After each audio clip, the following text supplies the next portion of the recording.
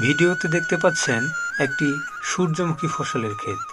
সূর্যমুখীর ইংরেজি নাম হচ্ছে সানফ্লাওয়ার এবং বৈজ্ঞানিক নাম হেলিয়ান্থাস অ্যানোস।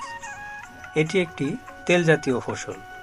হলুদ রঙের এই ফুল দেখতে যেমন সুন্দর, তেমনই উপকার অনেক। সূর্যমুখী বীজের তেল স্বাস্থ্যের জন্য অনেক ভালো। অন্যান্য তেল বীজে যেসব ক্ষতিকর উপাদান থাকে, সূর্যমুখীর তেলে তেমন নেই। বিশেষ করে এই তেল ক্ষতিকর কোলেস্টেরল মুক্ত। বাংলাদেশের আবহাওয়া, মাটি ও পানি সূর্যমুখী চাষের উপযোগী।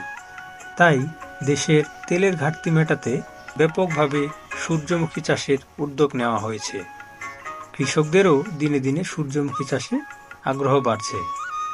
সূর্যমুখী ফুলে আছে লিনোলিক অ্যাসিড, যা ত্বকে মেলানিন উৎপাদন কমায়।